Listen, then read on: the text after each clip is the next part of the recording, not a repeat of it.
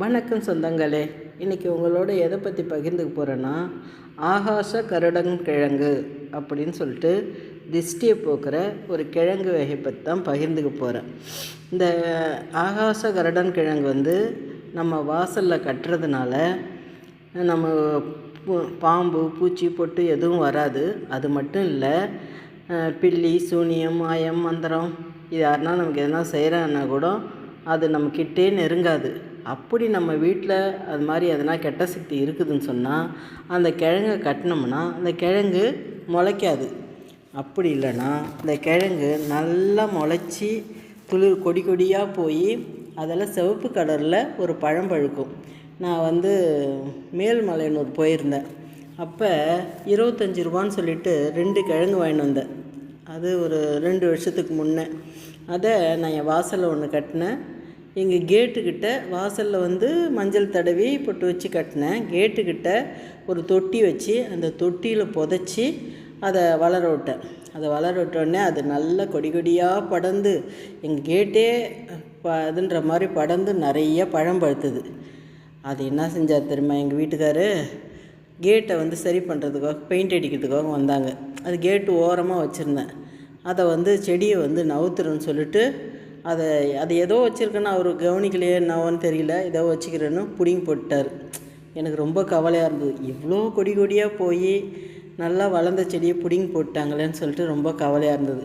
இப்போ சித்திரை விசுவுக்கு ஆன்மீக சுற்றுலா போயிருந்தோம். நான் என் கணவர் இன்னும் குரூப்பாக போயிருந்தோம், ஒரு 35 பேர். அப்போ எல்லா ஊரையும் பார்த்துட்டு கனகம்பட்டிக்கு வந்தோம். கனகம்பட்டியில் வரக்குள்ள அந்த ஆகாய கருடங்கிழங்கு அந்த கிழங்கு அந்த கனகம்பட்டியில் விற்றுது. அப்பா, நம்ம வீட்டில் இல்லையே, நம்மளும் எங்கே பார்த்தாலும் தேடணும், கிடைக்கல. என்ன நாட்டு மருந்து கடையெல்லாம் கிடைக்குன்னு சொல்கிறாங்க, எனக்கு தெரியாது. அது நான் இப்போ கேட்டதும் கிடையாது. அதனால் அங்கே ஒரு கிழங்கு எவ்வளோன்னு கேட்டேன். 100 ரூபா 50 ரூபான்னு சொன்னாங்க. சரின்னு சொல்லிட்டு 50 ரூபாயில் ஒரு கிழங்கு வாங்கின்னு வந்தேன். அந்த கிழங்கு அந்த கிழங்கை நம்ம எப்படி வைக்கணும்னு சொன்னால், ஒரு நாள் முழுக்க தண்ணியில் ஊற வச்சுடுங்க. ஊற வச்சுட்டு அதுக்கப்புறமா அதில் நல்லா தண்ணி போட்டு கழுவிடுங்க. கழுவிட்டு மஞ்சளை நல்லா ஃபுல்லாக தடவிட்டு அதில் 27 பொட்டு வைங்க. 27 நட்சத்திரங்களை குறிக்கிறதுனால 27 பொட்டு வைக்கணும். அப்படி வச்சு அதில் வெள்ளை நூலில் மஞ்சளை நனைச்சி நல்லா கெட்டியான நூல் எடுத்துங்க. அது எல்லாத்தையுமே உங்கள்கிட்ட வீடியோவில் நான் காட்டுறேன், அது எப்படின்னு பாருங்கள். அப்படி எடுத்து அதை எந்த நாளில் செய்யணுன்னா, வெள்ளிக்கிழமை, செவ்வாய்க்கிழமை, அமாவாசை, பௌர்ணமி இந்த நாளில் செஞ்சோம்னா ரொம்ப நல்லது. அதனால் இன்றைக்கி அமாவாசைன்றதுனால இன்றைக்கி நான் அந்த கிழங்கை வாசலில் கட்ட போகிறேன். சரி, கட்டுறதுக்கு முன்னே உங்களுக்கும் அது பயன்படுமே அப்படின்றதுனால தான் உங்களுக்கும் அதை காமிக்கிறேன். நான் வாங்கிட்டு வச்சது இப்போயே அது முளைஞ்சிருக்குது. நான் பூஜை அறையில் தான் வச்சுருந்தேன். வாங்கிட்டு அது முளைஞ்சிருக்குது. நீங்களும் பாருங்கள். இந்த கிழங்கு வகை சாகா வரம் பெற்ற மூலிகைன்னு சொல்கிறாங்க. ஏன்னா இந்த மூலிகை கிழங்கை நம்ம கட்டுறதுனால அது மண்ணும் கீழே தான் இருக்குமா. இதுக்கு தண்ணி தேவையில்லைன்னு சொல்கிறாங்க.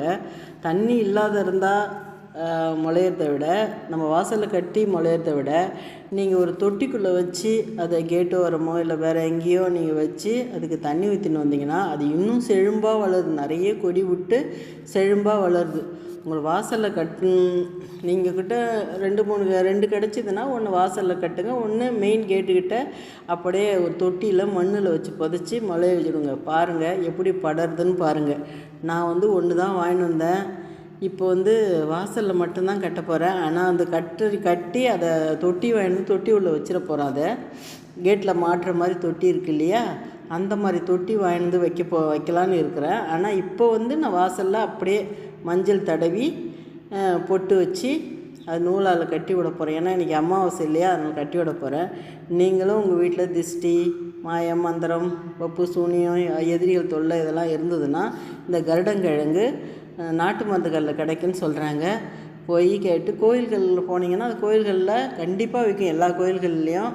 அதே மாதிரி நீங்களும் வாங்கிட்டு உங்கள் வீட்டில் கட்டி திஷ்டி ஓம்பல் எதிரிகள் தொல்லை இல்லாமல் சந்தோஷமாக வாழணும். நன்றி சொந்தங்களே.